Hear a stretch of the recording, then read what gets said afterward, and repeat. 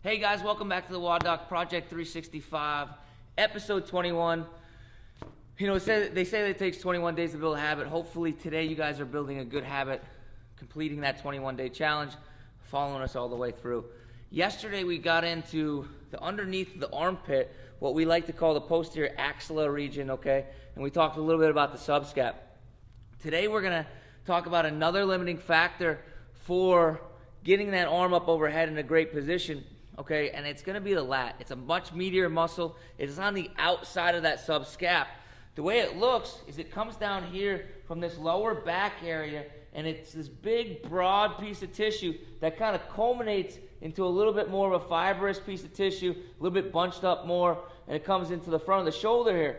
And what it's responsible for doing is kind of like a swim stroke. They call the lat the handcuff muscle because what it does is it does adduction of the shoulder, internal rotation, okay, and extension of the shoulder. So it does that handcuff motion. We're gonna start out with two mobilizations, or a mobilization and a stretch. We got ourselves a foam roller here. I'm gonna be mobilizing my left shoulder just to kind of show you guys what we're doing here. As we come down, we get on the foam roller, and we can do a couple passes just to get some pliability in that tissue. Again, I'm gonna focus on the left side here. Once I do that, I'm going to do a little bit of pin and stretch with the lat itself. I'm going to find a hot spot on my lat. The way I'm going to do that is I'm going to turn my body somewhere between 30 and 45 degrees, parallel with our rib cage. And once I do that, I find that little area of intensity or area of tightness. I'm going to lift my arm up. Okay, I'm going to externally rotate my arm or turn my palm away from me. Okay. And when I do that, I'm just going to stretch or lean away. I can go to another location, just move down a little bit, bring my arm up, turn my palm away, and stretch. Move down just a little bit more, turn my palm, or raise my arm up, turn my palm away, and stretch away. And you'll be able to see and work through that to find those little areas of tissue intensity.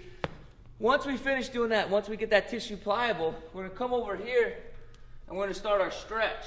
Give me 1 second, John.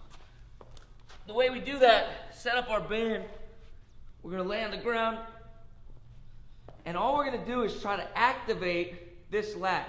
And we're going to do that by starting a swim stroke, just like if I was in the water. I feel that meat contract, okay? And then I allow it to let go, and I turn my palm out. I'm going to hold that there. Try not to let that rib cage flare up in the air like this. Keep it down nice and low. And I'll feel that stretch. I'm going to show you here with John. Come on in. So we're going to have him walk out. Scooch down just a little bit. We have him take his other hand, come in, touch that lat, that meaty lat area. He's going to just start and initiate that swim stroke. I'm going to have him breathe out and relax. And what I'm trying to get him to do is feel that external rotation and flexion of that arm.